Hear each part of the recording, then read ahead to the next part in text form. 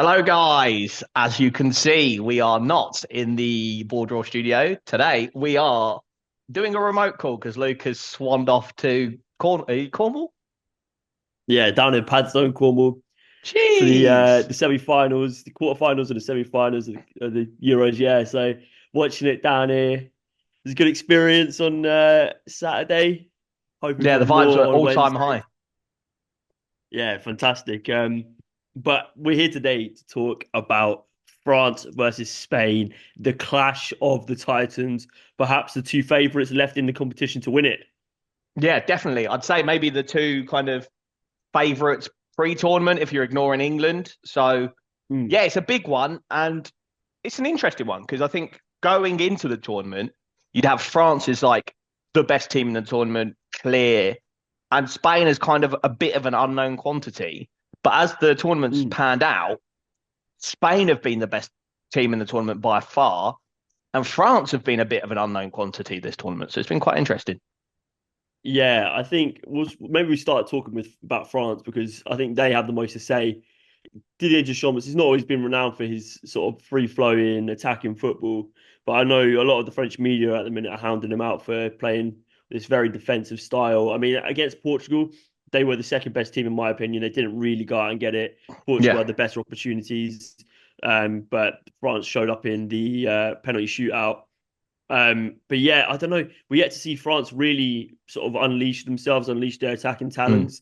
The likes of Mbappe, Griezmann, haven't really got going, and it's all been sort of Especially based off Mbappe. their. Mbappe's been pretty pants. Like we talk a lot about Harry Kane being terrible, and like he's meant to be our talisman, and he's been pretty bad. But the France or the French people must be looking at Mbappe and thinking, "What's going on with this Don?"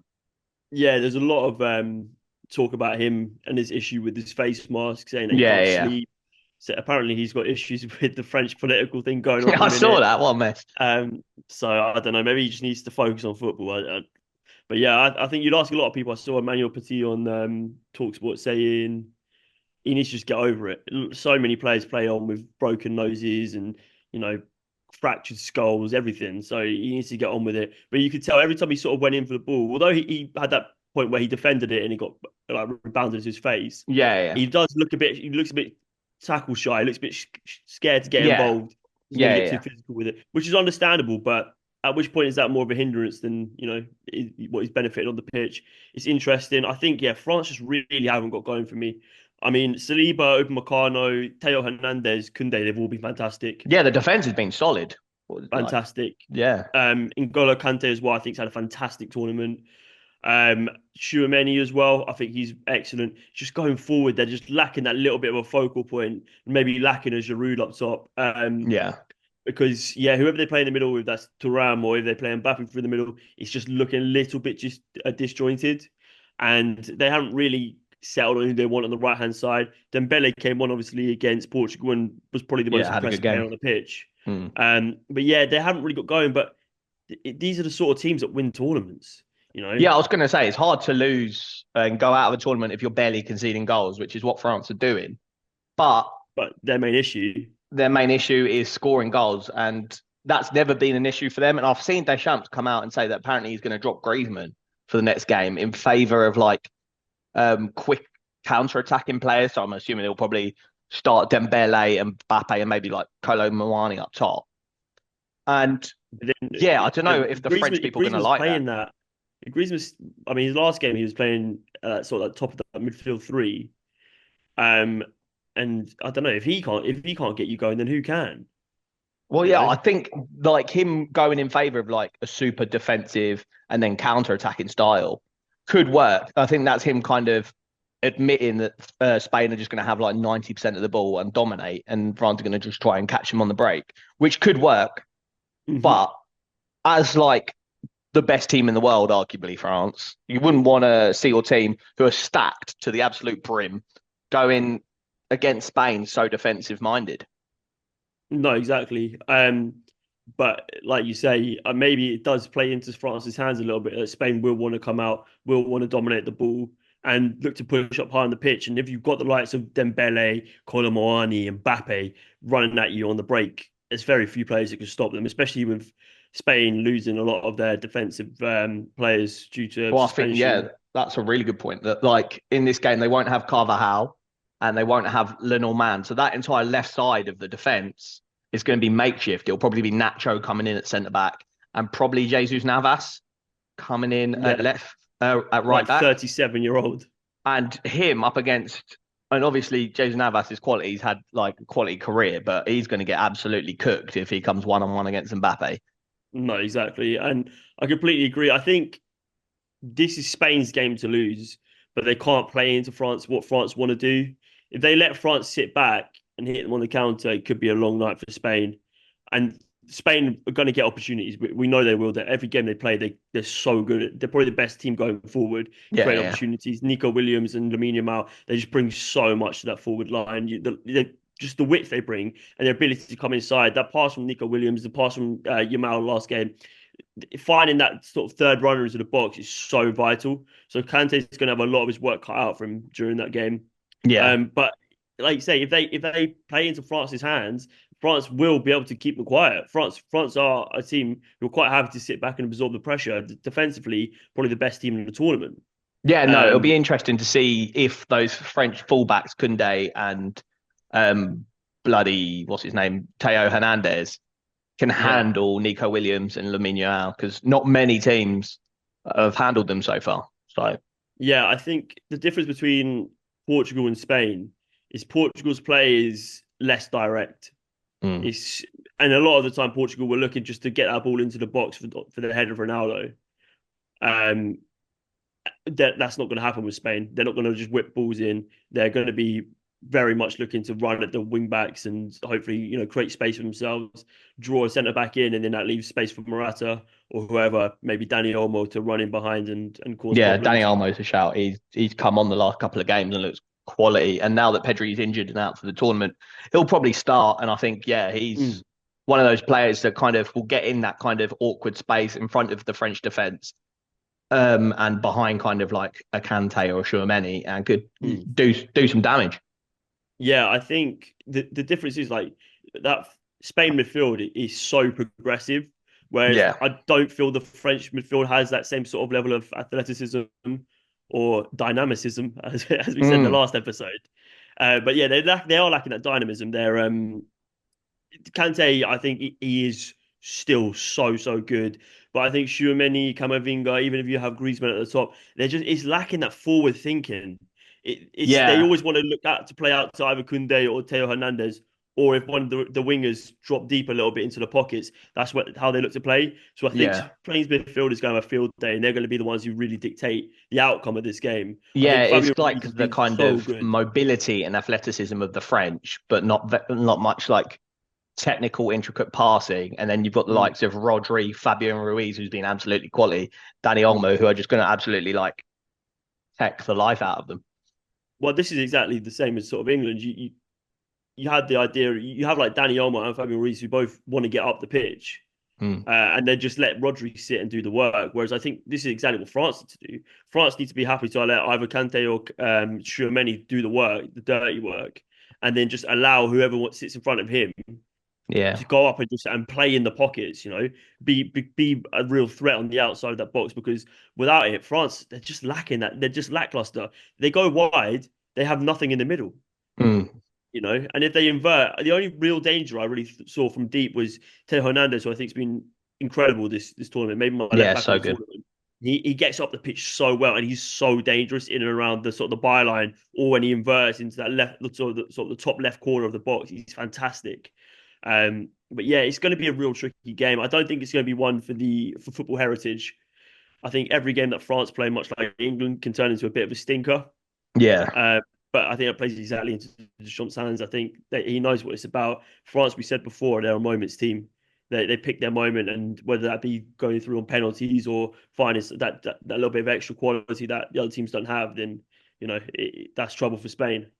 yeah, 100%. And Spain, they will give away chances, especially like we said with the kind of makeshift back line. If Nacho and Jesus Navas come in, I know France have been putting chances away, but they are creating chances, and Spain will give you chances. So if France can find their finishing, find that kind of maybe that final third pass that they've been missing, Spain could give up some chances. And then if France go ahead early, maybe 1-0 early doors, they could defend it and catch you on the counter. So Yeah. I don't know. I'm torn about what I think will happen in this game.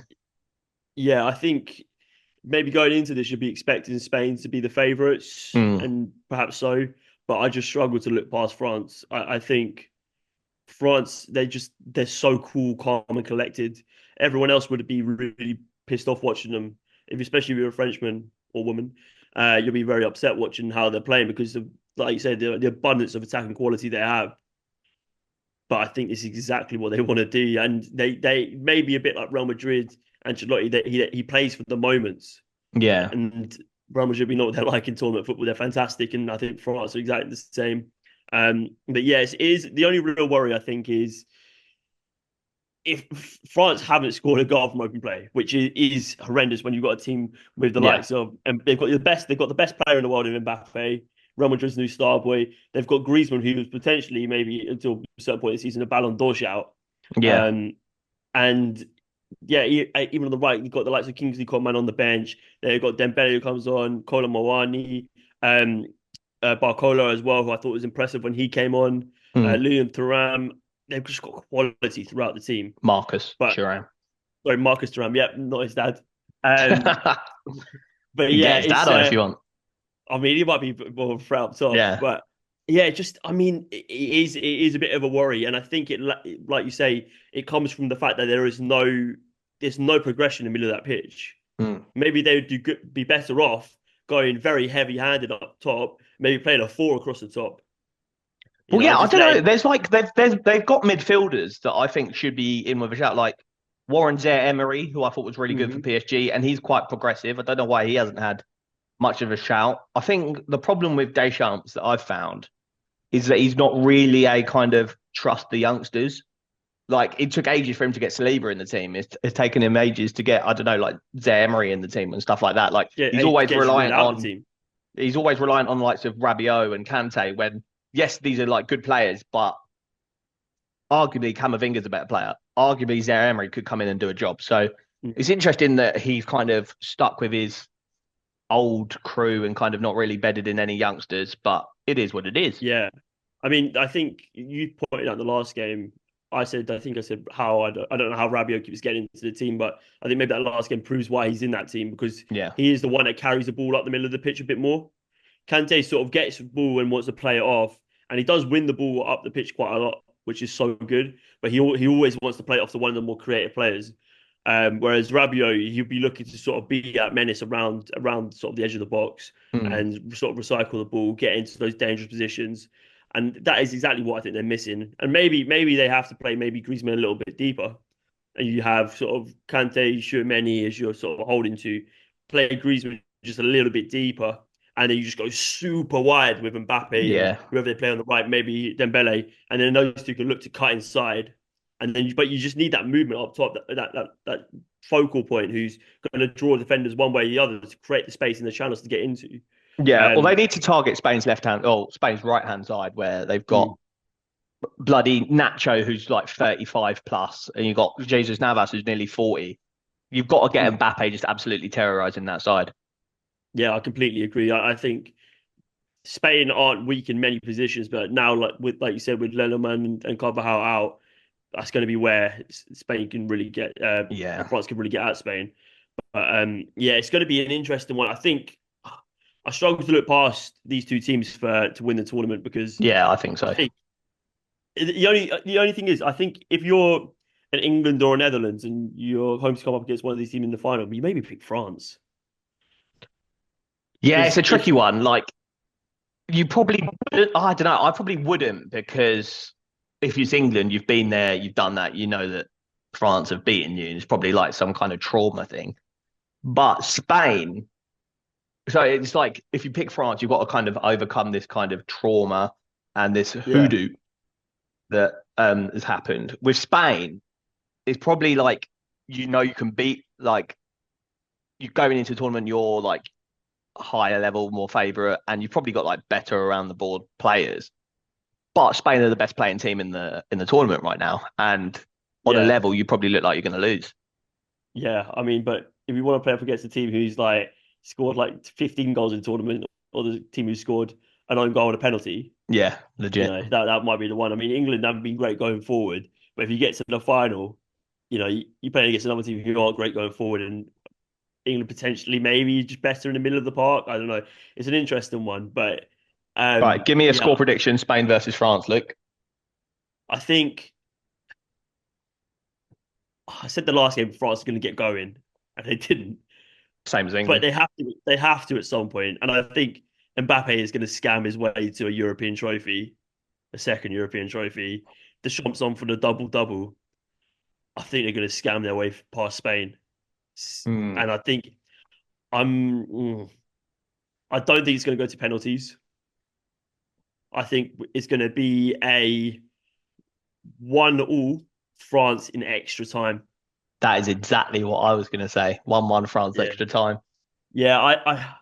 I think Spain have been so good, but it's so rare you see like the best playing teams in the tournament actually win it.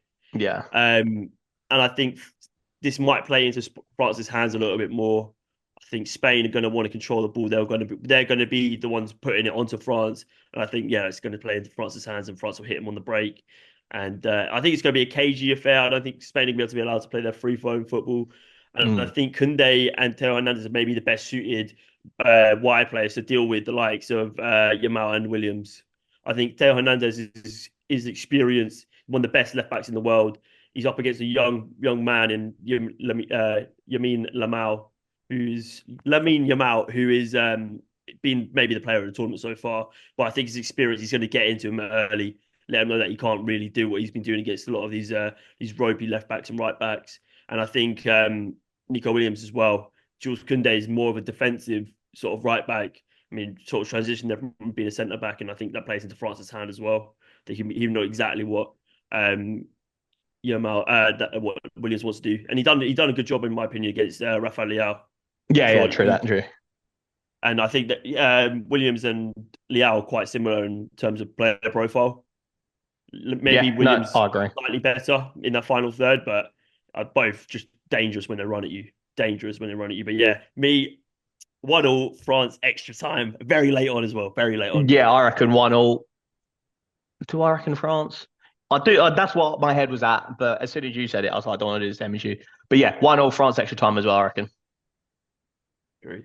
Oh my God, we're nearly at the end of the tournament. We We're are. nearly there. So let us Hope you know down enjoyed this below. little remote geezer that we're doing. And we're doing a Yeah, remote one again for the England Netherlands preview. So stay tuned for that. yeah, it's going to be exciting. Like Let Luke us know said, down we're below nearing the end.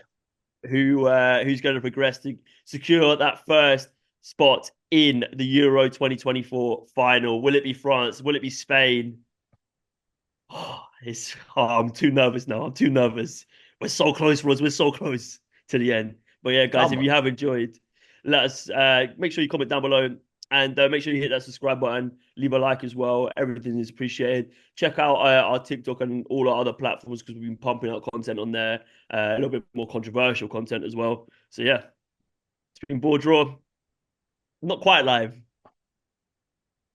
it's Remote. live. Bye.